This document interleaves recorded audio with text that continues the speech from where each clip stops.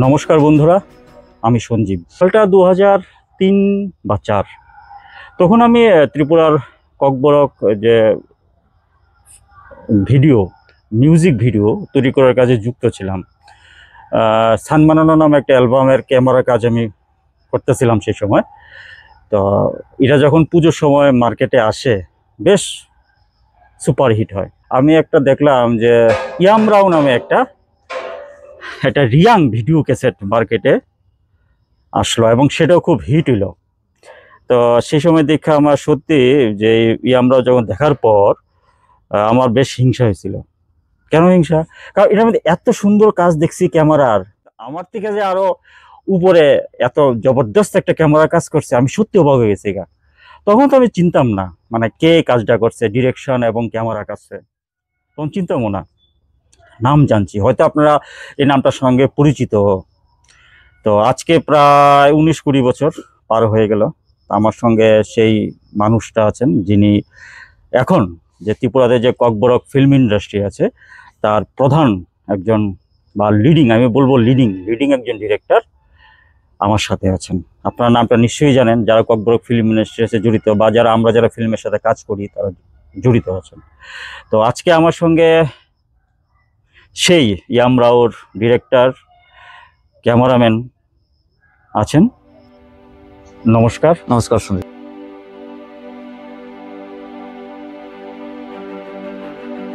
আমার প্রথম কোশ্চেন একটু অন্যরকম, টিপিক্যাল হইতেও পারে। এই দিওয়ালিতে কি ছবি দেখলা? দিওয়ালিতে আমি অ্যাকচুয়ালি সুযোগ পাইনি, দেখার ইচ্ছা ছিল। বুলবুলিয়া যে এগেইনস্টই এখন সময় যেহেতু রয়েছে আমি দেখবো, সেটাই আমার টার্গেট ছিল। বুলবুলিয়া আর সঙ্গে আছে সিংহম। সিংহম আমি দেখছি না, ভুলভুলিয়া 3 দেখছি। দেখো, আমি এই যে ছবি অনেক কথা বলে যে আমাদের একটা 2 রকম দর্শক আমার মনে হয় ত্রিপুরাতে না, অল ওভার ইন্ডিয়াতে তৈরি হয়েছে, যে মনে করে যে ফেস্টিভ্যালের ছবি খুব দুর্ধর্ষ আর ইন জেনারেল যেগুলো মেইন স্ট্রিম সিনেমা এগুলো খারাপ ভাবে। আমার দেশের এইরকম না। আমি ভুলভুলিয়া 3 একবার না 2 বার দেখছি, খুব ভালো লাগছে। এখন আমি তো নিশ্চয়ই সত্যজিৎ রায় মৃণাল সেনের ছবি দেখুন এই ভাবনা নিয়ে আমি গেছি না। আমি দেখতেছি এন্টারটেনমেন্ট ছবি, যেটা আমাদের মেইন স্ট্রিম ছবি, যেটা আমাদের একটা বাণিজ্য দিচ্ছে। হ্যাঁ, অবশ্যই এগুলো আই সেলিব্রেট ইট। হ্যাঁ, এগুলো নিয়ে যে একটা অনেক মানুষের একটা ন্যাকা একটা দৃষ্টিভঙ্গি থাকে। Actually this is very bad, না দেখা দরকার। I think so. কারণ একটা এস্টাবলিশ ইন্ডাস্ট্রি না, আমার দর্শক এত হাজার কোটি টাকার ইন্ডাস্ট্রি। হ্যাঁ, আমার ভালো লাগছে। এবং লাস্টে যেই তোমার যে ড্রামাটা যেখানে দেখানো হইলো আর কি, দুর্দান্ত লাগছে। অনেক রকম ভাবছে। যাই হোক, আচ্ছা, এখন বলিউড থেকে আমরা আগরতলাতেই ফিরে আসি। তো ত্রিপুরাতে তো প্রায় ককবরক ইন্ডাস্ট্রি বলতে গেলে 25-26 বছর হয়ে গেছে, যেটা কন্টিনিউ কাজ হইতেছে। যদি লং ট্রাই থেকে শুরু করে ধরি তাহলে তো লং ট্রাই, দ্যাট মিন্স 1986। তার প্রিপারেশনের তো আগেই হয়েছিল। 86 এ তো রিলিজ হয়েছে ছবি। হ্যাঁ, রিলিজ হওয়ার টাইমটারে আমরা অবশ্যই, যেহেতু এটা মার্কেটে আইছে, তার মানে 40 বছর প্রায় কত বলছে, তাহলে 86 যদি হয়, 86 ছেলে তোমার এখন কত হইলো? হ্যাঁ, 38 বা অলমোস্ট মানে 40 এর গড়ে, হ্যাঁ, अराउंड 40 ইয়ার। কিন্তু তার আগে একটা ব্যাপার আছে, তার আগে কিন্তু 1959 এ ত্রিপুরার ফার্স্ট ডকুমেন্টারি ফিল্ম করছিল কিন্তু রবীন সেনগুপ্ত। আচ্ছা, সেটা আমার কোনো জানা নেই। এই ছবিটা পাওয়া যায় না। আমি ব্যক্তিগতভাবে একবার, আমরা যখন আমাদের অ্যাসোসিয়েশনের তরফ থেকে একটা ফেস্টিভ্যাল করছিলাম মুক্তধারা অডিটোরিয়াম 2014-তে, তখন আমরা পুরস্কার দিয়েছিলাম। পুরস্কার মিন্স সম্মান জানাইছিলাম আর কি। এখন আমরা অ্যাকচুয়ালি আমার নিজের পক্ষ থেকে আমি ছোটবেলা দেখেছিলাম লং ট্রাই। হ্যাঁ, কিন্তু তারপর দেখেছি যে তার পাবলিসিটি তখন গ্রামে গঞ্জে গিয়ে প্রদর্শন করা হয়। সেই ফিল্মটা কিছু দেখেছি। তখনই আমাদের কাছে একটা ম্যাগাজিনও ছিল, বই কালেক্ট করা হচ্ছে, মানে পাবলিশ করা হচ্ছে। সেই বই থেকে ছিল আমার কাছে, যেটা আমি কিছুদিন আগে সেটাকে আমি যে ফটো ক্লিক করে নিলাম। আমার কাছে এখনো রয়েছে সেই বই, যে কাভারটি পিছন বিটের গুলো ছিঁড়ে গেছে। আর কিন্তু আমি ছবিটা এখন দেখতে চাই, কিন্তু কোনো যোগাযোগ মাধ্যমটা ছিল না। আমি আপনার ইন্টারভিউ থ্রুতে একটা দেখতে পেলাম যে আপনার যে উনি তো আর্কাইভে রেখে দিয়েছেন ছবিগুলোকে সংগ্রহ করতে বলে। আমার ব্যক্তিগত থেকে আমি জিনিসটা মানে ভালো প্রথম ছবি দেখার খুব আগ্রহ। অবশ্য অ্যাকচুয়ালি আমি যতটুকু জানি সম্ভবত আমার কাছে ফুল প্রিন্ট নাই, বা আসলে এগুলো তো সেলুলয়েডে করা, তার থেকে তোমার ইয়েতে আইতে হইব, কি বলে এটা ভিডিও ফরম্যাটে নিতে হবে, ডিজিটাল ফরম্যাট নিতে হবে, এর মধ্যে বহুত পয়সার ব্যাপার। এখন কতটুকু খরচা ব্যাপার আমি ঠিক ক্লিয়ার না, তবে কিছু ক্লিপিংস আমার কাছে বেশ ভালো রকমের আছে আমি যতটুকু জানি। তবে চেষ্টা করতে যে সামনে একটা ফেস্টিভ্যাল করার ইচ্ছা আছে ত্রিপুরা ফিল্ম নিয়ে, যত সম্ভব কিছুটা মেমোরাইজ হিসাবে একসময় করা উচিত। তুমি আমি যদি 59 কিন্তু সিবিএফসি সার্টিফাইড এই ফিল্ম ছিল তোমার এরা, তাহলে 59 থেকে যদি আমি 2024 কত বছর হলো। হ্যাঁ হ্যাঁ, আমাদের এখানে আমাদের এখানে এগুলো সেলিব্রেট করা হয় না, সত্যি এটা দুঃখজনক ঘটনা। আর মিডিলে অনেকগুলো সেলিব্রেট ছবি হয়েছে, দেবাশিস শাহ করছেন, এরপরে ওইদিকে অজয় তিলক করছে, তারা এডিসি থেকে হলো রোহিত বর্মা 1993, এটা তো পাওয়া যায়। সেটার পরে তো আর সেলুলার হয়নি, সেটাই লাস্ট ছিল, সেলুলার হয়েছে না। আর ওখানের দিনে সেলুলার সারা পৃথিবীতে উঠে গেছে, এবং একদম এবং হিউজ। আবার সেলুলয়েডের ঠিক আছে, সেলুলয়েডের তার কোয়ালিটি একটা বিরাট জায়গাতে তো আছেই, কিন্তু 19-20 না, মানে কি বলতাম প্রায় সেলুলয়েডই যেরকম এখন হইতেছে আর কি, ডিজিটাল ফরম্যাটে আর কি। নিত্য নতুন যেগুলো কি বলে নতুন টেকনিক, নতুন এই আমরা কম্প্যাক্ট জিনিসটা পেয়ে যাচ্ছে, যে ছোট টেকনিক্যাল মাধ্যমে, এবং প্রজেকশন থেকে শুরু করে এভরিথিং সম্ভব না সেটা সেলুলার দিয়ে আমরা যে এফোর্ড করব, হ্যাঁ একদম সম্ভব না। এখানে ফিনান্সিয়াল ম্যাটারও থাকে। সেটাই। আচ্ছা, এখন কথা হলো আমি যতটুকু আমরা শুরুতেই ফিরে যাই এবার, যে কথাটা বলতেছিলাম, তুমি তো আগরতলাতে সবসময় থাকো, কিন্তু আমি যতটুকু জানি তুমি অ্যাকচুয়ালি আগরতলার বাসিন্দা না, জন্ম। আমার অরিজিনাল বাড়ি হচ্ছে কাঞ্চনপুর, গচ্ছিরামপাড়া। আমি এখান থেকে মানে 2000-এর পরেই আগরতলা প্রবেশ করলাম। আচ্ছা, 2000 পর থেকে তুমি আগরতলাতে আছো? 2000 পর বলতে যখন থেকে আমার অ্যালবাম শুরু হয়েছিল 2003-তে, তো তখন গ্রামে থেকেই আসা যাওয়া করতাম। এরপরে এখানে নিতাই বর্মন, যেটা পায়েল মিউজিক, বর্তমানে কিছু অ্যালবাম করে যাচ্ছে, মাঝখানে অনেক ব্রেকিং ছিল। ওনার সঙ্গে যখন কাজে জড়িত হয়ে গেছিল, আমার কিছুটা এখানে থাকা দরকার সেরকম মনে হলো, যার কারণে আমি এখানে থেকে থেকে কাজটা শুরু করে, তারপরে আর কম যাওয়া হয় গ্রামে। আমার যত ধরো তুমি তো 80-র কাছাকাছি বাড়ি বাড়তো আমারও। আচ্ছা, সেখান থেকে 2002 তুমি তো চাকরির জন্য চেষ্টা করছো না? চাকরির মাঝখানে কিছু করেছিলাম, আমরা সঙ্গেই ছিলাম যে এনি বাংলাতে, যেটা এটা তো করছিল, ঠিকই আছে, কিন্তু এটা তো প্রাইভেট চাকরি। কিন্তু তাহলে এত বছরের তোমার মনে হয়েছে না যে তুমি যে লাইন নিয়ে আসো এটা খুব রিস্কি জীবন, এগুলো পরিবার প্রতিপালন করা যায় কিনা? ত্রিপুরার মতো একটা আনঅর্গানাইজড একটা ইন্ডাস্ট্রিটা জাস্ট আমি অ্যাকচুয়ালি এখন মনে হয় চাকরিটা আমি খুঁজলাম না কেন। আচ্ছা, তখন আমি মানে কি বলবো, অসংখ্য সাহস আমার। আমি ভাবতাম না যে চাকরি মানুষ করতে হবে বা করা দরকার। আমি ভাবতাম আমি একটা ইন্ডাস্ট্রি তৈরি করতে পারবো, আমি এইসব করে আমি বাঁচার জীবন আমি তৈরি করতে পারবো, বা আমাকে ফলো করবো, এই ভাবতাম। কিন্তু একটা জিনিস স্বপ্ন পূরণ হইলো, আজকে আমার ইনফ্লুয়েন্সে অনেক কিছু ছেলেমেয়েরা মানে অনেক কিছু ডেভেলপ হয়ে গেল, কিন্তু হয়তো বা ডেভেলপ করতে পারছে না শুধু এই ফাইন্যান্সিয়াল সাইডে, কিন্তু আদারওয়াইজ কিন্তু কাজে বা আজকালে হয়তো আমার থেকে আরো বেশি তারা আর্ন করছে।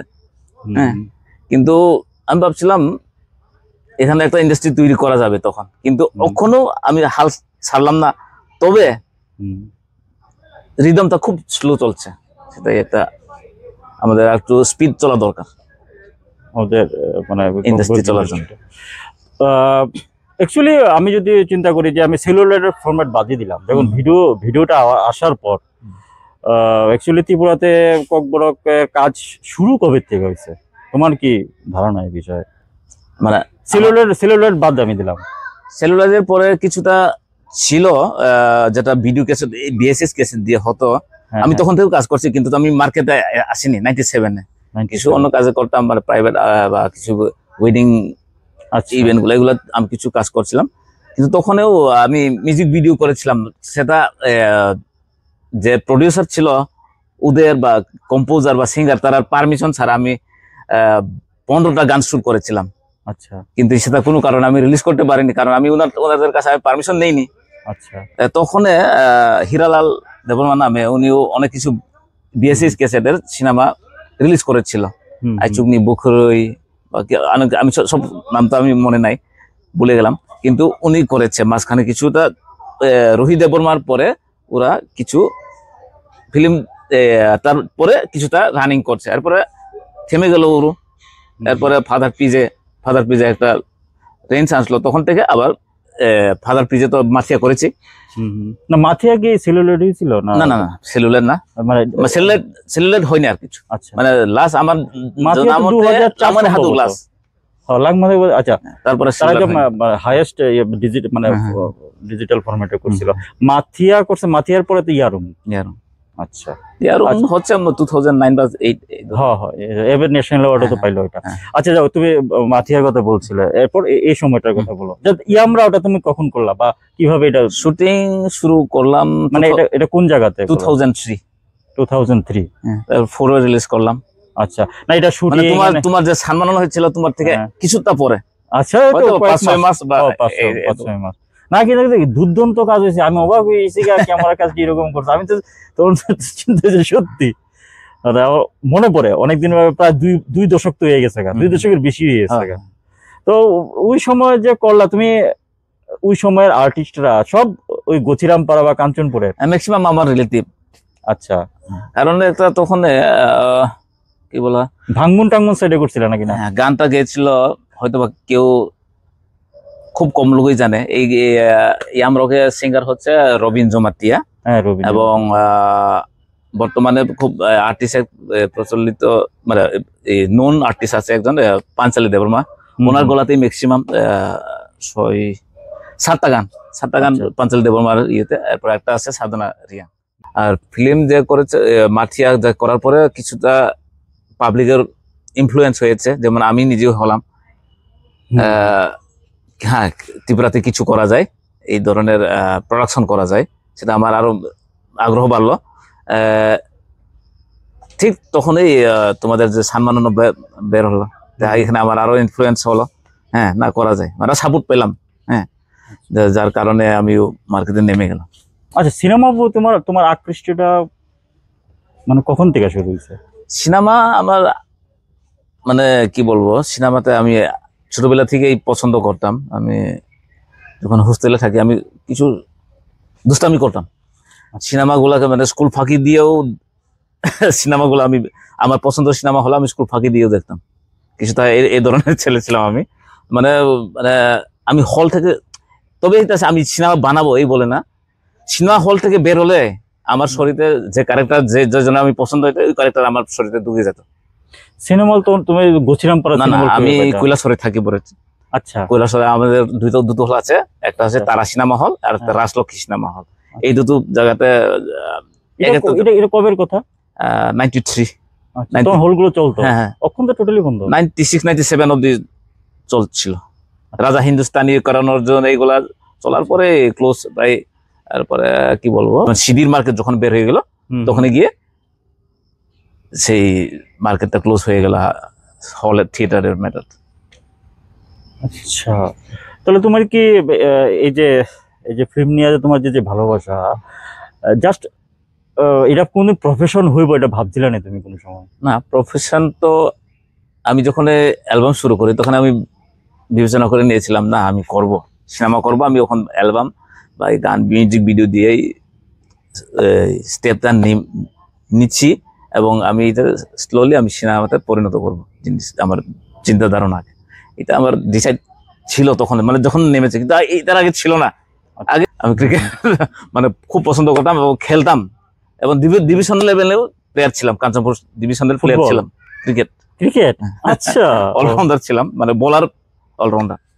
আচ্ছা, তার থেকে পরে সিনেমার দিকে টার্ন। এটা 1997 থেকে শুরু হয়েছে। ও কইতে গেলে আচ্ছা, তখন বিভিন্ন বিয়ের কাজও করছো, মানে ভিডিও রেকর্ডিংয়ের কাজ করতে, পাজিরা যেটা ইনকাম হতো তা দিয়ে। আচ্ছা, তো এমনকি তোমার মনে হয়েছিল যে তুমি কোন সিনেমা, মানে কোন ছবিটা দেখা তোমার মনে হয়েছে যে আমিও এই ফিল্ম বানাইতে পারি বা আমিও এরকম মিউজিক বানাতে পারি? স্পেসিফিক এমন কিছু?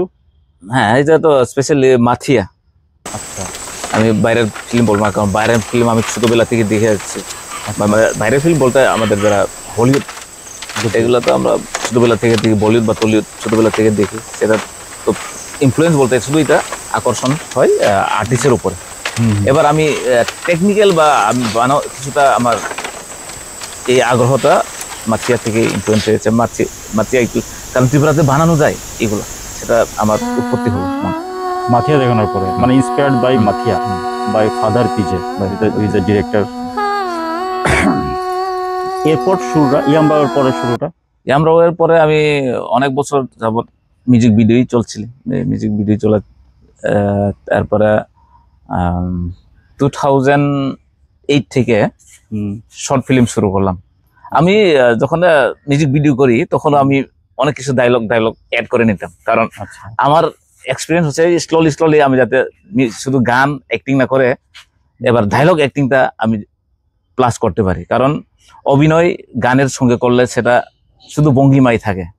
এবার যদি আমি ডায়লগ নিজের থ্রুতে বলতে পারি তখন অন্য একটা স্টেজ আছে, যার কারণে আমি আর্টিস্টদেরকে তখন থেকেই আমি স্টেপ বাই স্টেপ একটা ডায়লগ, দুইটা ডায়লগ এভাবে আমি মিউজিক ভিডিওতে প্লাস করে নিতাম।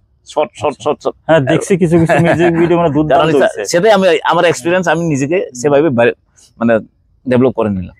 সৌরভীর সঙ্গে যে কতগুলো ভিডিও, তখন সৌরভী দেব বর্মন, তখন তো তোমার ছিল না, গেছেও না, পড়ার সময় পরে দেওয়া এখানে গেছে আর কি।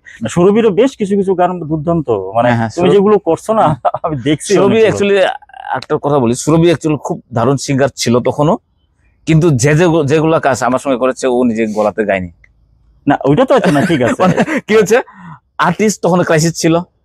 সৌরভী তো শুধু গায়কি না, উনি পরে হইছে, মানে অভিনয় করতে পারে, যার কারণে আমি এখানে অ্যাড করলাম। কারণ আমাদের প্রডিউসার আমাদেরকে প্রপোজাল দেই, এই গান করো। উনি আগে থেকে কিনা, আগে থেকে রেডিমেড গান রেডি আছে, তোমরা এখন করে নাও। কারণ আমি গানের লগে বেশি জড়িত না, যার কারণে সৌরভীর কিছু ওর গলা ছাড়া উনি অ্যাক্টিং করতে হলো। না এটা তো ঠিক আছে, ও অ্যাক্টর হিসেবে খুবই ভালো, এবং ড্যান্সে, কোরিওগ্রাফি। সৌরভীর প্রথম গান ওই একটা আছে না, রাইচাংনি জরা, সম্ভবত তোমার তোলা, ওইটা এখানেই করছিলাম। এই আমাদের যে তখন তো এটা এরকম আসছিল না, এটা কি বল, হেরিটেজ পার্কটা এরকম আসছিল না। তো ওইখানে যে কতগুলো ওই যে পাইন গাছের লম্বা গাছটা, কি গাছ এগুলো, এই গাছটা এখনো আছে, এই গাছের এনে শুটিং করছে। এখন নিচের রাস্তাটা তখন বন্ধ হয়ে গেছে। কত আগে চিন্তা করো, 2003 আরে বাবা, জঙ্গল ছিল। এই জায়গাটা জঙ্গল আছিল, এই জায়গাটা বিএসএফ ক্যাম্প না সিআরপিএফ ক্যাম্প জানে আছিল এই জায়গাটায়। এখন অব্দি তুমি 2024-এ আজকে নভেম্বরে দাঁড়ায়, যে এখন অব্দি তুমি কতগুলো গান, মানে কতগুলো গান করছো? গানে দেখো, গানে আগে আমরা তো একটা অ্যালবাম হইলে তো 8টা গান প্যাকেজ করে নিতাম, সেই হিসাবে তখন আমরা একটা অ্যালবাম কাউন্ট করতাম। কিন্তু এবার আজকালে তো একটা গান মানে একটা মিউজিক ভিডিও সেটা হয়ে গেল।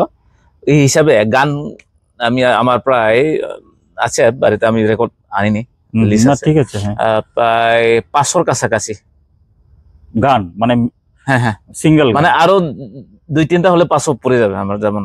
আচ্ছা, মানে সব রেকর্ড আছে তোমার?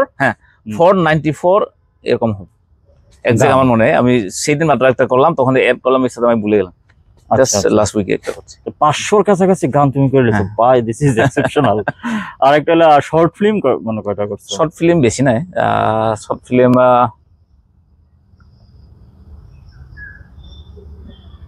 1 2 7-8টা হবে।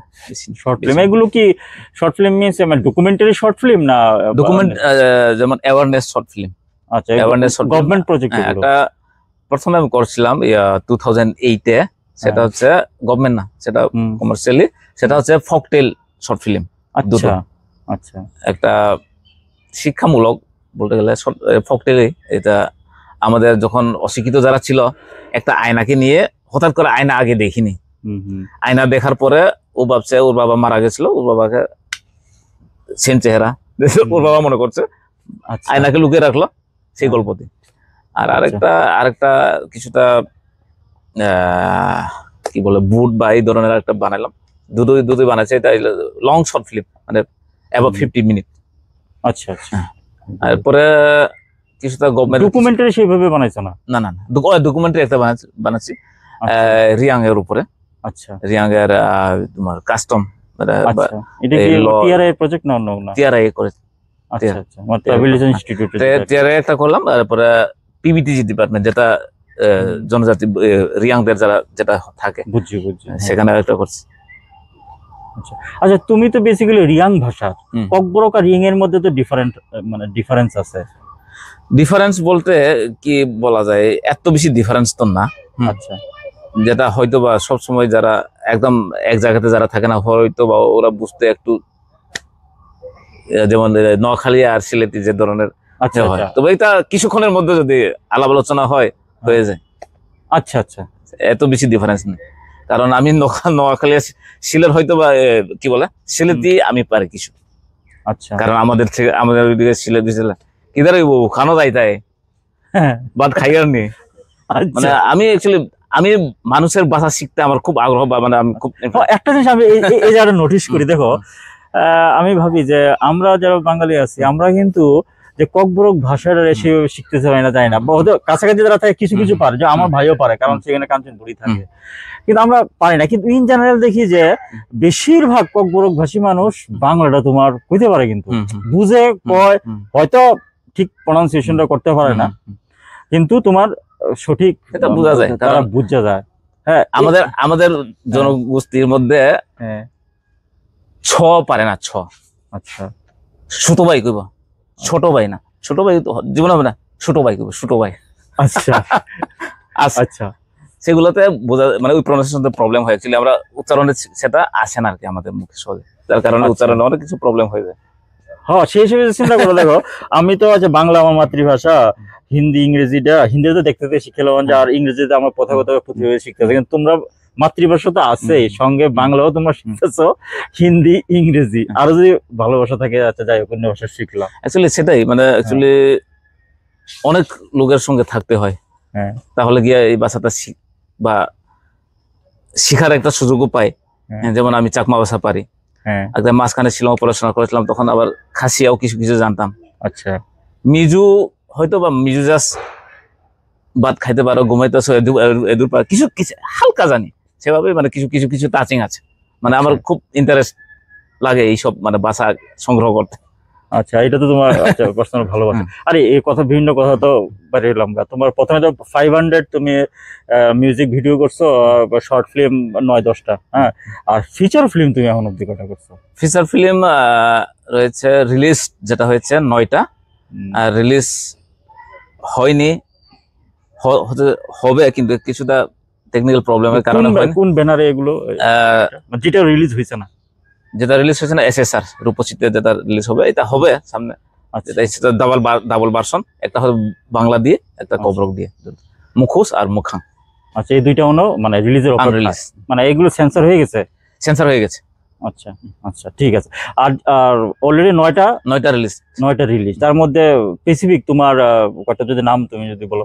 স্পেসিফিক মারি, যেটা এডিসিতে খুবই প্রশংসনীয়, ওরা প্রশংসা করলো আমাকে।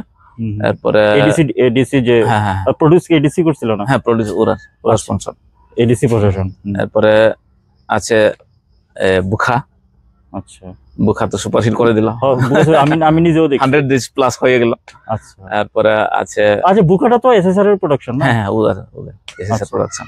আচ্ছা, এরপরে নংবাই 1, নংবাই 2, তারপরে সুরভি যখন ইন্ডিয়ান আইডল হওয়ার পরে যখন করলো, সেটা একটা আছে বুকুকনি সুরভির একটা মুভি, আচ্ছা, করলো তখন সেটা।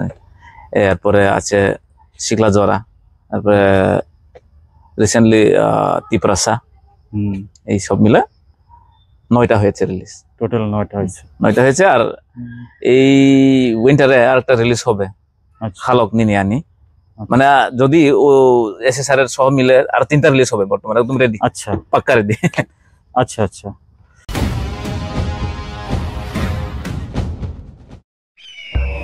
রাংচাখা ত্রিপুরা 12 ঠাকতর বাই খবজাক মানি জরা কিসামিসা বরক সিতারারনি বাগাই সেকল জাকা আমচাইনি থিনা চিনি চেরাইनले बुइबाय कुचुक बेरेमो नाइजाकना तै खलायै फोरोंगै ति सालायनाय निनेबो मकल बुसुलि कसम आनिबो मकल बुसुलि कसम नखला बाहायकै रांसाबो खलुन तखबो बलंगा तंगै मुया चावले बसले वानसुना रोंनायबा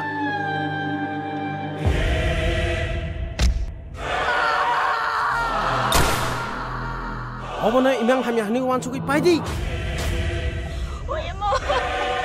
Seraino skolo rohna bagai rang rok nangai tongo hakeba Belai siplai sing tong hablasa Sababo Aba borok ni munda to phani mu আর একটা কথা হলো গিয়ে তোমার আচ্ছা তুমি তো এই কাজে কোনো ট্রেনিং নিছিলা? ট্রেনিং তো কি প্রথমে তো ট্রেনিং না, নিজে নিজে শিখছো? হ্যাঁ নিজে নিজে। হাউ মানে অ্যাকচুয়ালি কি হতো, আমি ফিল্ম যে আমি আগে দেখি, টিভিতে দেখি বা সিনেমা হলে দেখি, আমি সব সময় বুল দেখার জন্যই দেখতাম ফিল্ম। একবার যদি বুল দেখি, টিকিট যদি তখন 12 টাকা 15 টাকা এরকম হতো ফার্স্ট ক্লাস কাটলে। আর কৈলাসরের ফার্স্ট ক্লাস বক্স বিলকুনি থাকে, 15 টাকা হয় না হয় 12 টাকা হয় না হয় 13 টাকা হয় বা 14 এ ধরনের পাশে থাকে। একবারে আমি কিছুটা বুল দেখলাম, তখন আমি ওই বুলটা আমার বন্ধু বান্ধবদের আমি ডিসকাস করতাম। ওরা বলে তুমি বেশি জানো, তুমি কি তার মতন ফিল্ম বানাইতেছো? আমাকে চ্যালেঞ্জ দেয়, আমি 15 বার আবার টিকিট কেটে দেখে তার জন্য কাটি, তাকেও দেখাই গিয়ে, দেখছো আমি পোস্ট মারতে পারি না, তবে ব্রেনের পোস্ট আছে আমি দেখাই, দেখেছো? আচ্ছা, তখন তো মোবাইলের যুগ, ওই বুল ছিল কোনখানে যদি লম্বা জুল থাকে আর তাতে বা কোনো ডাবল রোল হলে কি হয়, সব জিনিসটা আমার চোখে আমার ব্রেনে। মানে তুমি হলে সিনেমা হল, সে আগের দিনে সিনেমা হল আমি কেচিং করি, আমার প্রথম দিয়ে শুরু করে এরপরে একবার দেখে যখন রুমে এসে যখন তর্ক হয় তখন আমি জিদ হতাম না, আমি তো আমার চোখ কোনো সময় ভুল হতে পারে না, দরকার পড়লে আমি তোমাকে টিকিট কেটে আবার দেখাবো তোমাকে, চলো আমার লোক। আচ্ছা, এগুলো ধরে দিতাম এবং অনেকবার করতাম। তো তুমি কিভাবে বুঝতে দিস ইজ দ্য রং? রং মানে আমার চোখে পড়ছে, যেমন ধরো না একটা স্টান্টম্যান করছে, উড়ে গেল, তখন তো ধরা খুব মুশকিল। 90s স্টান উড়ে গেছে। এবার আমি করোনা অর্জুনের একটা ছবি বলি, ওখানে তোমরা পোস্ট করে দেখতে পারো। সলমান খান যখন গ্রামে চলে গেছে, করণ সরি সে করণ এবার শাহরুখ খান তো নিজে রিভিল করলো হে অর্জুন। এবার গ্রামে যাওয়ার পরে আবার তখন ফিরে আসলো শাহরুখ খান, এবার সলমান খানকে জিয়ালে নিয়ে যাওয়া হবে। তখন মমতা কুলকার্নি আর শাহরুখ খান বাইকে চড়েছে, এবার সলমান খানের পুলিশ গাড়ি শাহরুখ খান গুলটি দিয়ে মেরে গাড়িটাকে ব্লাস্ট করে দিল।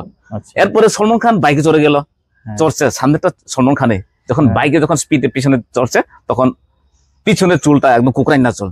আমি মানলাম না সলমান খানের কোনো সময় কুকরানো চুল না। আমি কিন্তু এইসব আমি জাস্ট এটা এক্সাম্পল দিলাম। মানে অনেকে বলতো যেমন ডাবল রোল হলে একজন তো ডুপ্লিকেট, এইটা হুবহু তার তোমাকে চেহারা মিলে এরকম বলতো আমাদের। আজকাল তো সবাই জানে একই জনই করে, একই টেকনিক হিসেবে করে, কিন্তু তখনই আমার তর্ক করতে হতো বন্ধু বান্ধবদের সঙ্গে। না না বুঝো না, সেই ব্যক্তি শুধু ক্যামেরার মাধ্যমে সেটা দুজন দেখাতে হয়। তুমি এত মাইনরলি সিনেমাগুলো দেখো? আমি তর্ক করার জন্য দেখি সিনেমা। আচ্ছা, কারণ আমি তো একবার দেখলে সবকিছু কেস করে নেই। আচ্ছা, আর ওরা আমার সঙ্গে তুমি বেশি জানো, তুমি বেশি ওভার স্মার্ট দেখাচ্ছ, চলো আমার সঙ্গে, আমি দেখাই। আমার নলেজ ছিল যে এইসব করার পরে আমি যখন বাবাও ইন্টারেস্টেড খুব, বাবা যখন 97 এই যে ব্যাপারটা এলো, 97 যখন বাবা ক্যামেরা বিএসএস ক্যামেরা কিনলো। আচ্ছা, বাবা কিনছে? আচ্ছা, এটার হাতে যেমন বাবা। আচ্ছা, যে তুমি বাবার কথা চাইলা, তো বাবা এমনিতে কি করতো? বাবা ট্রাভেল ওয়েলফেয়ার, এই ট্রাভেল ওয়েলফেয়ার এক্সটেনশন অফিস ছিল লাস্ট অবধি, প্রথমে সুপারভাইজার ছিল। তোমাদের নিজেদের বাড়িতে তোমার সেই ইয়েতে গোচিন প্রায় এখনো আছে? ওইখানে যাওয়া আসা আছে নাকি? না, কম আসে যাওয়া হয়, কারণ আমি এখানে কাজে বেশি ব্যস্ত থাকি আর অবসরে গিয়ে। তো তোমার ভাই বোন বা মা বাবা? আমরা তিন ভাইয়ের মধ্যে আমি বড়। বোন আমাদের সব, আমার বোন মানে সন্তানের মধ্যে আমি 3 নাম্বার, 2 দিদি ছোট। আচ্ছা, 2 দিদি, তারপরে আমি ছেলেদের মধ্যে আমি বড় এই আর কি। এবার 2 ভাই? আর 2 ভাই। এক ভাই তো অ্যাক্টিং করে? হ্যাঁ, সবচেয়ে ছোটটা। ও কি ওখানেই থাকে না আগরতলা থাকে? আগরতলা থাকে, উনিও এখন টেকনিক্যাল ক্যামেরা বা এডিটিং এর জড়িত। তো বাড়িতে আছে কে কে এখন? মানে বাড়িতে মেজো ভাই আছে, ও মার সঙ্গে থাকে। বাবা তো এক্সপায়ার করছে, সেটা 2018 ভাই আমার তোমার দেখা হয়েছিল একবার, সম্ভবত ক্যান্সার হসপিটালে। আচ্ছা যাই হোক, আসলে মানুষের জীবনের কতটা কিছু বলা যায় না। যাই হোক, অ্যাজ ইউজুয়াল সব জীবন তো এরকমই আছে। তো তোমার তখনই আমার বাবার থেকে ইনফ্লুয়েন্স হয় খুব, মানে বাবা কি হতো টিভি, বাবা সিনেমার প্রতি আসক্ত ছিল ছোটবেলা থেকে। আমরা গ্রামে টিভি ছিল না তখন, কারেন্টও ছিল না। আমরা গ্রামে কারেন্ট গিয়েছে 88-এ। আচ্ছা। আর বাবা নিয়ে যেত 1983 থেকে শিলচর থেকে। হ্যাঁ, বাবার হাতে ট্যাক্সি গাড়ি আছে, তার নিজের না, অফিসের। আচ্ছা। উনি SDM স্টাফ। আচ্ছা। তে ওই ড্রাইভারকে কিছুটা ঘুষ টুস দিয়ে ওই ট্যাক্সি করে শিলচর থেকে বিসিবি টিভি সহ নিয়ে গ্রামে নিয়ে গ্রামের দর্শন। হ্যাঁ, বাবা এরকম করতো। রাতে 3টা-4টাতে অফিস ছাড়ার পরে শিলচরে গিয়ে শিলচর থেকে ঘোষণা পাড়া এনে দেখে। আচ্ছা, মানে সিনেমা এরকম হয়, গ্রামের লোকে তার দেখানোর খুব ইচ্ছা। আচ্ছা। তখন কখনো কি এই ক্রেজটা আছে? এই তো নাই, তখন নাই। তখন কিন্তু খুব চলছিল। এরপরে কেউ সিনেমা দেখতে গেলে ধর্মনগর আসতে হয়। এরপরে এটা 83-র কথা কিন্তু, যেটা আমি বলবো। তখন তুমি তো ছোট ছিলাম, কিন্তু মনে আছে বেটা প্রথম দেখছি, বেটা বেশ সিন গুলা, বেটা। আচ্ছা আচ্ছা, সেগুলা দেখলাম। এরপরে কিছু কিছু এই মনে আছে। তখনই কিন্তু আবার এটার লগে লগে এই দেখছিলাম লং ট্রাইও পরে আইলো 86 এর পরে। হ্যাঁ, লং ট্রাইটা তুমি কোন জায়গায় দেখছিলা? আমরা গ্রামে গোছিরাম প্রাত দেখাইছে, মানে আইসিটি ডিপার্টমেন্ট যাইছে তখন। লং ট্রাইল লগে আর একটা ছিল এই কি জানি একটা, রামের সুমতি, একটা বাংলা ছবি, খুব পুরানো। আচ্ছা, রামের সুমতি। আচ্ছা, কিভাবে দেখাতো তারা ওখানে? এই মেশিন আছে তার, পাবলিসিটির মেশিন আছে তো, এই আইসি এর। আচ্ছা, আইসিএটি হয় তখন। হ্যাঁ, তার ওই মেশিনটা জেনারেটর দিয়া একদম এই যে সিনেমা হল দেখানো হয়, এটাই কিন্তু ব্ল্যাক এন্ড হোয়াইট পুরো। ব্ল্যাক এন্ড হোয়াইট ছিল। আচ্ছা, মানুষ কিরকম হতো তখন? প্রচুর। আমরা গ্রাউন্ডটা তো 100 মিটারের উপরে। এগুলো তো ফ্রি দেখাইতো বোধ না? হ্যাঁ, পাবলিসিটি। তো লং ট্রাইলটা তুমি দেখছো তাহলে? হ্যাঁ, আমার দেখা হয়েছে না, দেখি সামনে সম্ভবত দেখতে পারি। তবে আমি ভুলে গেলাম তখন, ছোট সময় আর কত মনে থাকবে। না এত ছোট আমার তো ছোটবেলা উদয়পুরে ছিলাম। উদয়পুরে তো অমিতাভ বচ্চনের সিনেমা দেখতাম। আমার মধ্যে স্বর্গম সিনেমাটা দেখছিলাম তোমার ইয়েতে, ঋষি কাপুর। ওই যে পাহাড়ের উপর রয়েছে, ছোটবেলার কথা। তখন আবার আমরা হিট করছো? না হিট করছি না, মানে এগুলো মনে পড়ে আর কি। এগুলো মানে ছোটবেলা যে জিনিসটা যদি হিট করে না, এটা সবসময় মনে থাকে। হ্যাঁ, ঠিক আছে। তো ওই জিনিসটা আর কি। যাই হোক, আমরা তো বিভিন্ন মানে কথা বেড়ে গেলাম। তো এখন যে প্রায় আমি ককবরক ইন্ডাস্ট্রি, যদি ভিডিও ইন্ডাস্ট্রি ধরি, তাহলে মোটামুটি তো তোমার প্রায় 30 বছর হয়ে গেছে। মানে প্রায় 30 বছর আমি ধরতে পারি। মোটামুটি একটা ইন্ডাস্ট্রির মতো একটা রূপ ধারণ করছে। সেও তো আনঅর্গানাইজড হয়ে গেছে। তো যাই হোক, ডেভেলপড হোক। তো এই এত বছরের যে তোমার কাজের অভিজ্ঞতায় তোমার সবচেয়ে মেমোরেবল মোমেন্ট কোনটা তোমার গত এই 30 বছর? আমার তোমার পার্সোনাল ইনভলভমেন্ট, তোমার ইনভলভমেন্ট হোক বা নন ইনভলভমেন্ট। যেমন আমি একটা জিনিস ভাবছিলাম, দূরদর্শনের লোক, আমি নামটা ভুলে গেলাম, 92-তে দূরদর্শনের ক্যামেরা, দিল্লির দূরদর্শনের লোক ছিল, আগরতলার লোক, তবু কি জানি একটা দেবরমা ছিল। ওরা আমাদের গ্রামে কিছু হোজাগিরি ডান্স তুলতে আসলো। তখন এই অডিয়েন্স নিতে গিয়ে আমার দেখে ক্যামেরা করছে ওরা। আচ্ছা, এরপর আমার চেহারাটা আমি পরে টিভিতে কিছু দেখলাম, আমি নিজে খুব লজ্জা পেলাম চেহারা দেখে। আরে আমার চেহারা এরকম ছিল, মানে কিছু, সেটা অনেক বছর আগে কথা। তখন আমি কিছু ইনফ্লুয়েন্স, আরে না ক্যামেরা তো কত জানি। এটা কবে ঘটনা? 92 বা 91। ও, তখন যখন ওরা শুট করতে গেছে আমাদের। আচ্ছা আচ্ছা, মানে দিল্লির কোন একটা টিম। আর এটা দেখছো কবে? তখনই দেখছিলাম না, জাস্ট ওরা শো করলো আর কি, মানে রেকর্ডিং এর পরে দেখাইলো, হয় দেখছো তোমার এই সব ব্যাপার। আচ্ছা, তখন দেখলাম, আরে দেখি আমার মনে হলো, আরে আমি ঢুকে গেলাম টিভিতে। আচ্ছা, এরপরে এইভাবে আর কি। এরপরে দিদি তারা তো দুজনেই লামান হাদুরে অ্যাক্ট্রেস, অনিতা আর ববিতা রিয়ান, আমার বড় দিদি। লামান হাদুরে ওরা অ্যাক্টিং করেছিল। আচ্ছা, তোমার কিরকম দিদি? ওই তো আমার আপন দিদি। ওর লামান হাদুরে তারা অ্যাক্টিং, অনিতা, ববিতা, তারপরে শরৎ। আচ্ছা, আরে তো আমি তো জানি না। মানে কানেকশন, কিন্তু আমি করবো বলে সেটা আগে ছিল না। তোমার দিদিরা কই থাকে এখন? একজন তো এখানে থাকে, একজন গ্রামে চাকরি করে। আচ্ছা মানে ওইতে কাঞ্চনপুরে একজন এখানেই থাকে। আর যিনি মেইন কাস্টটা যেটা রোহিত বর্মার বিপরীতে যে অভিনয় করছে এখানেই থাকে। আচ্ছা নায়ক যে লাঙ্গমুন হায়দারের নায়ক উনি ওনার নাম হচ্ছে শুকুরাই। আচ্ছা উনি হেডমাস্টার নাকি আইস হয়েছে এখন কি আগরতলা থাকে? আগরতলা থাকে। আমি প্রায় সময় দেখি রাধানগর বা কোনো ডিডি করতে দেখি আমি ওনাকে। আচ্ছা আচ্ছা, তার সিনেমার প্রতি ইন্টারেস্ট আছে কিন্তু আমার কিছু পরিচয় আছে, তবে একটু খাস না ওনার সঙ্গে। রোহিদার সঙ্গে তো বেশ ভালোই পরিচয় আমার। আচ্ছা, একদিন রোহিতের সঙ্গেও কথাবার্তা কম একদিন ছিল বইয়া। আচ্ছা, আর সবচেয়ে স্যাডেস্ট মোমেন্ট ফিল্মের ক্ষেত্রে? ফিল্মের ক্ষেত্রে হোক বা তোমার ক্যারিয়ারের ক্ষেত্রে? ক্যারিয়ার ক্ষেত্রে তো যখন বাবা মারা যায় তখনই স্যাড মোমেন্ট, সেটাই বলা যায়। ফিল্মের ক্ষেত্রে তো অলওয়েজ স্যাড। কেন হয়? কারণ স্বপ্ন আমার বেশি, সাহস বেশি, অস্ত্র কম। সাহসে অনেক কিছু করে দেয় না? হ্যাঁ করে সাকসেস হয়, কিন্তু এই যে সাহস নিলাম, হাতে অস্ত্র নাই। যেমন ধরুন আমি এক্সাম্পল দেখাই, যেমন বর্ডার ফিল্মে অক্ষয় খান্না যখন সবগুলোকে ছড়িয়ে পাকিস্তানে পৌঁছে গেল না, চতুর্দিকে একটা তাকে আক্রমণ করার জন্য দাঁড়ালো, কিন্তু যুদ্ধ আর পিছিয়ে থাকিনি, যুদ্ধ করবেই। এই ব্যাপারটা, এই কারণে আমি আমি যুদ্ধ করবোই ঠিক আছে, কিন্তু হাতে অস্ত্র নাই। মানে যেমন ধরুন আমি একটা বড় একটা শট নিবো, তখন তো দ্রোণ দিয়ে তো সেটা মজা পাবে না, যেটা আমি ক্রেন দিয়ে দরকার বা ট্রলি দিয়ে দরকার। সেগুলো তো ট্রলি আছে, ট্রলি পাওয়া যায়। হ্যাঁ, কিন্তু ক্রেন এখন আসছে, কিছু আসছে, এটা আমরা পরবর্তীতে আমরা করতে পারবো বা আরো আসবে। কিন্তু যখন আমরা শুরু করেছিলাম সেগুলা নাই, যার কারণে তখন মাইন্ডসেটটা এতে যদি পেতাম আরো অনেক কিছু করা যেত। কারণ ত্রিপুরাতে অনেক কিছু ফকটেল স্টোরি আছে যেটা হলিউডের সঙ্গে যুক্ত, এই মিলে খুব। হলিউডে যে ফিল্ম, তারা তো সব স্বপ্নের কাল্পনিক তারাকে দৃষ্টিতে আনে।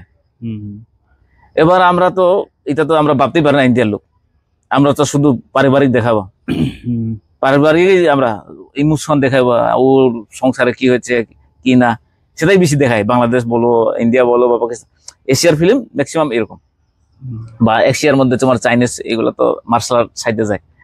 কিন্তু হলিউড মুভিগুলো হচ্ছে তার স্বপ্ন আছে, আমি যদি আজকে স্বপ্নতে কোনোখানে পাহাড় থেকে লাফ মারি বা সেই ব্যাপারটা ওরা এক্সপোজ করতে পারে। তা আমার কথা হচ্ছে, যদি ফাইন্যান্সিয়াল ঠিকভাবে থাকে, এই আমার ওই স্বপ্নকেই আমি এক্সপোজ করতে চাই। আমি এখানে রেডিমেড মানুষের ইমোশনাল নিয়ে আমি আমার কোনো ইন্টারেস্ট নাই। যেহেতু বাবার কথা বললে যে সেটেস্ট পয়েন্ট, তো বাবা তোমার ইন্সপায়ার করতো এই কাজে? হ্যাঁ, বাবা কি করতো? মানে হয়তো বা যেমন আমি ওর থেকে অনেক বুঝি জিনিসটা, কিন্তু ও কি বলতো, একটা সিনেমা চলছে কোন একটা চ্যানেলে, বা আমরা বিসিপি দিয়েও দেখলাম, বলবো দেখছিনি ক্যামেরা তো কত সুন্দর নিচ্ছে, এইভাবে গেছে, এইভাবে সব ট্রলির কথা তো কই দিত বাবা কইতো। আমি তো জানতাম, কিন্তু কিছু বলি না, বাবার সামনে কি বলবো। কিন্তু বাবা বললে তো, এই যেমন শোলের একটা সিন, প্রথমে ঘোড়া দেখাচ্ছে, ডাকুরা, কিন্তু পরে জুম আউট করে দেখি এটা ট্রেনের এই পার থেকে, চাকার এই পার থেকে ডাকুরা যখন অ্যাটাক করতে আসে, এই জিনিস মানে এই ক্যামেরাম্যানের যে এই ক্রিয়েটিভিটিটা বলতো আর কি, খুব কিভাবে শট নিচে দিকে বাবা কইতো। হ্যাঁ, সে স্টোরির দিকে যায় না, সে ওই টেকনিকের দিয়ে সবসময়, এটাও একটা ক্লাস আমার জন্য। ও কিন্তু ইন্টারেস্ট এইসব, যেমন ঠাস করে একটা গুলি মারা গেছে, যেমন ওই একটা কি বলে দুলনা মারা যাওয়ার, সঞ্জীব কুমারের ফ্যামিলি যখন মারা যাওয়ার সময়, এইগুলা আর কি, এইসব ক্রিয়েটিভিটিটা ও খুব ডিসকাস করতো বাবা। হ্যাঁ, শুধু শুনে তো আমি এক্সাম্পল দিলাম, কিন্তু বাকি যতবার ফিল্ম আছে আমি যদি ওর পাশে বসি এটাই শোনাই। আচ্ছা, মানে বাবা ফিল্ম সম্পর্কে খুব, হ্যাঁ, আমার পরীক্ষা থাকলেও জানতো না, ওইটাই বলে থাকবে। আচ্ছা, এরকম বাবা পাগল।